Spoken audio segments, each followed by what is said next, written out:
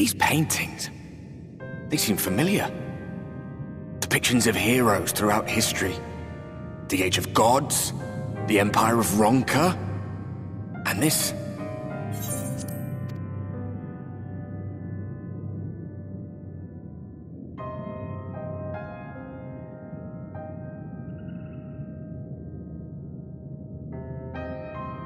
There was a man, a researcher who pored over these pieces. He offered us work when we needed it, slaying beasts, delivering provisions.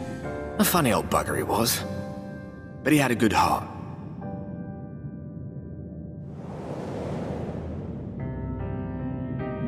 He believed this first painting dated back to a time of myth and legends, a tribute to the heroes of a long-forgotten era.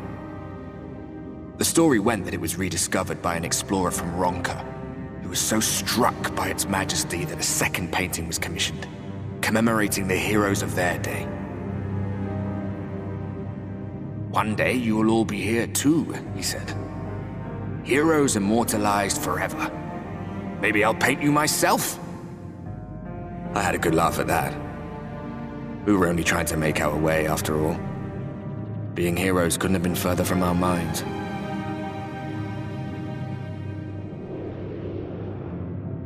But it seems he actually went and did it. Before or after the flood, I wonder. Rather faded, isn't it, compared to the others? Or did someone try to scrape it off the wall? Well, maybe the man himself once he came to his senses.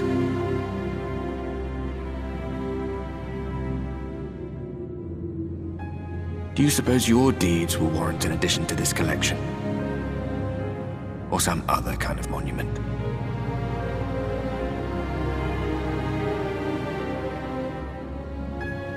There you are. I have everything I need. Let us quit this place.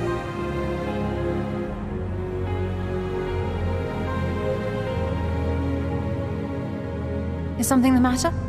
We should go. The others are waiting.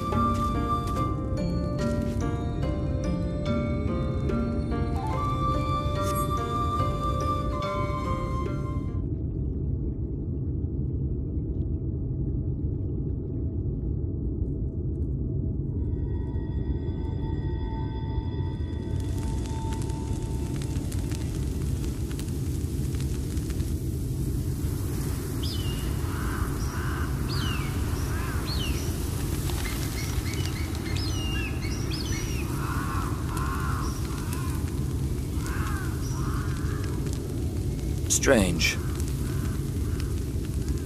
The others on patrol should have returned by now.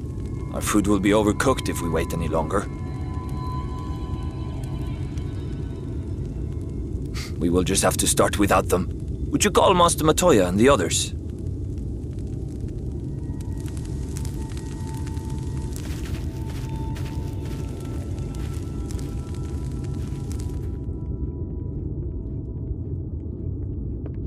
I tire of these games, Urianger. Why do you pretend you cannot see it?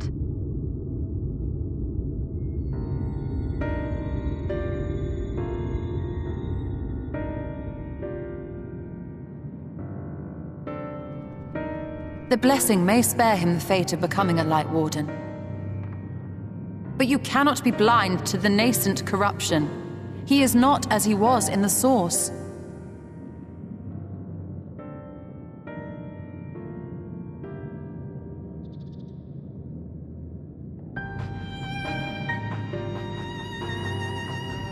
Though I have no proof, I fear that the light which poured forth from the Wardens was not negated at all. I fear it was absorbed, that he has been suffused with their light.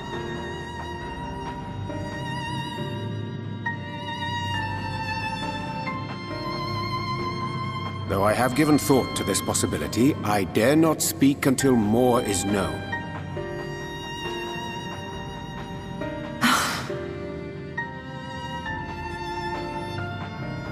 By the time you deign to enlighten us, it may be too late, if it is not already. Urianger, I know full well, after all these years, that you have only the best of intentions. But that does not make it any easier to put my faith in a man so infatuated with secrecy. I have had my suspicions ever since the Exarch bade you speak that day. But now I must ask. The 8th Umbral Calamity and all that followed, everything you claim to have seen, did you?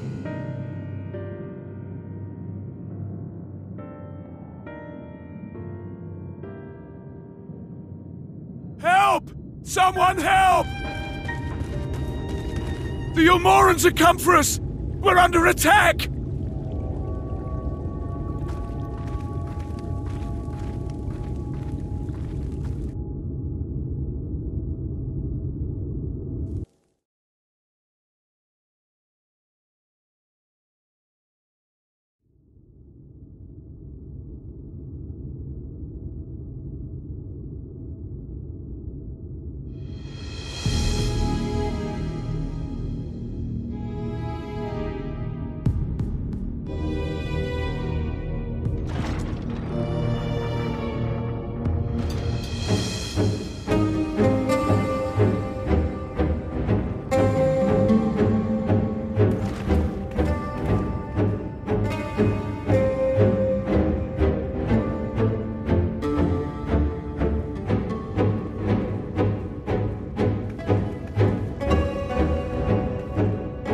Lord Forthry, how good it is to see you. How long has it been? Not since your inauguration, unless I'm mistaken. Too long, at any rate. May I say how humbled I am to be invited not only into your city, but your home. You are as generous as ever. And you as disingenuous. Let us dispense with the pleasantries. This merry band of dissidents people are calling Warriors of Darkness. They have slain Sin-Eaters, and by all accounts the Crystarium is complicit in their villainy. And now I hear reports of your people obstructing my soldiers, so I must ask, what exactly do you think you are doing? I might ask you the same thing. It should be clear, even to you, that defeating the Light Wardens represents the world's only hope of survival. Even now, the people of Lakeland and Ilmeg rejoice in the return of night. For 100 years, they yearned for a means to fight back against the Sin-Eaters, and at last they have found one. Yet you choose to stand idly by and do nothing. Why? Why? Because this hope you cling to is nothing more than a fever dream, an exercise in futility. Even should you slay the Sin Eaters, the world as we know it is beyond salvation. With what little land and resources remain, the people would be free only to starve. Before long, they would turn to violence, then to war, and ultimately usher themselves unto oblivion. They require a firm hand to shepherd them from the edge. The hand of a king, nay, a god. I will see their dreams fulfilled, their wishes granted. I will give them peace, order, and they shall never want for bliss.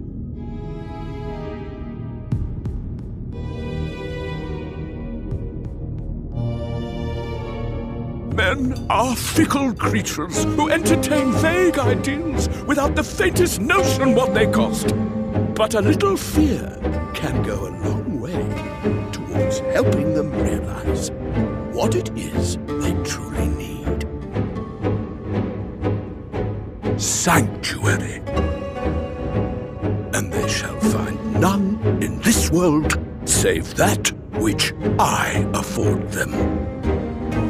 That is why the Sin Eaters exist.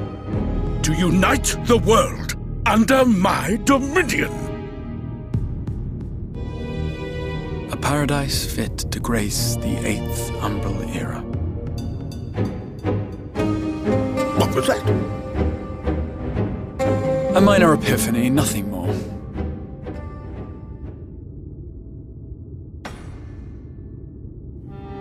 You have always held sway over those around you. Those who defy you must submit or die. What sits before me is the inevitable result of bloated privilege and unchecked power. But man is more resilient than you think.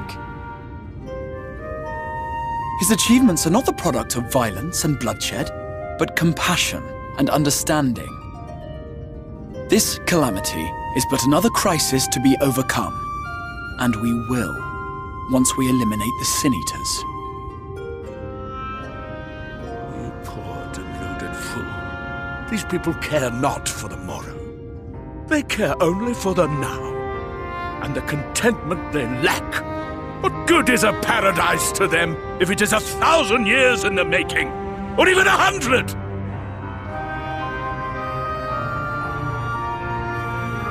You underestimate them, Lord Forthry. They see further than you think. I have beheld it in the blood and sweat and tears of those who would sacrifice everything for a future they may never know, that their children may never know. I have beheld it in the hopes and dreams of those who came before, which we bequeath to those who come after, that they might in turn build upon the foundations laid by our forebears. These are the bonds which hold man and his world together, not your gilded chains, and I will resist your every effort to shackle him. In summary, you will continue to support the villains hunting my Sin Eaters? With tremendous enthusiasm, for I have faith in the future they would build.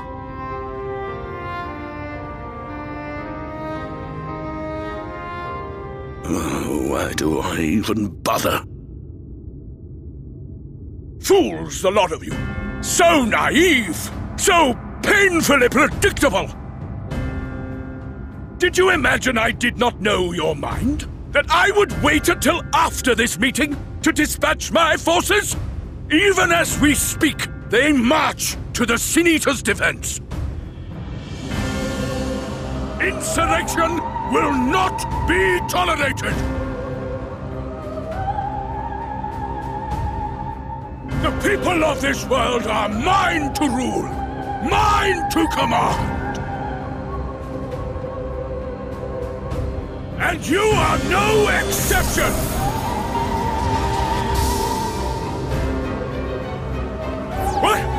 How did he? Insolent swine! I will not stand for this! Do you hear me?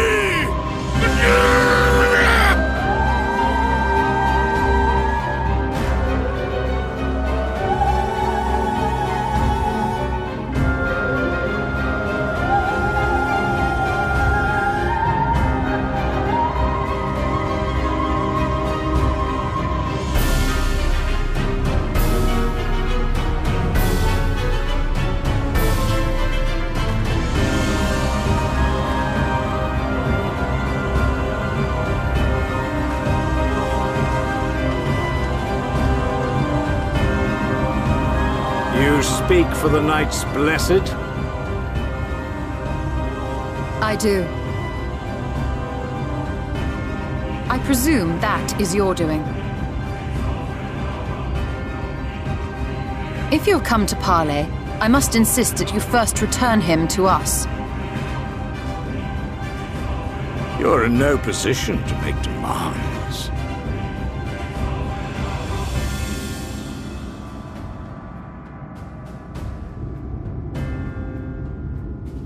By Lord Vorthry's decree, Rak'tika now falls under the governance of Yulmore. You will henceforth answer to us. Is that so? And the children of the Everlasting Dark have acquiesced to this madness? We have reached an accord, yes. Too many times have the Knights Blessed shunned Yulmore's overtures of friendship. The risk that you harbor hostile intentions has grown too great to ignore. Therefore, his lordship has claimed dominion over this forest and bestowed executive authority upon the children of the Everlasting Dark.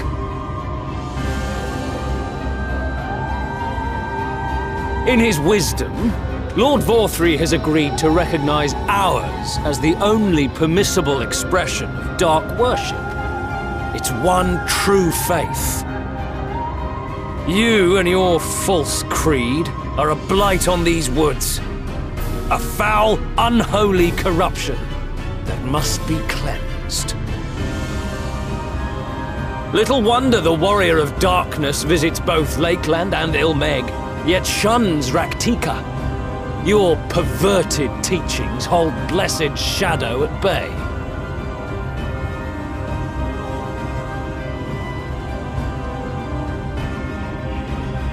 You have accepted the yoke of Yulmore to spite us, then? Fools! Darkness will never return to these skies while they hold sway. Those of you minded to obey his lordship are to make for Woven Oath with all haste. We will leave you, that you may have time to prepare. Woven Oath? Are you suggesting we abandon our fate to join those zealots? What has your faith afforded you thus far? Nothing! We will guide you along the righteous path.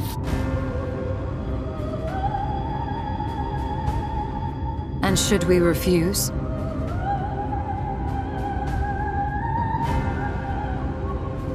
Anyone found here upon our return will be considered a traitor to Yulmore, and dealt with as such.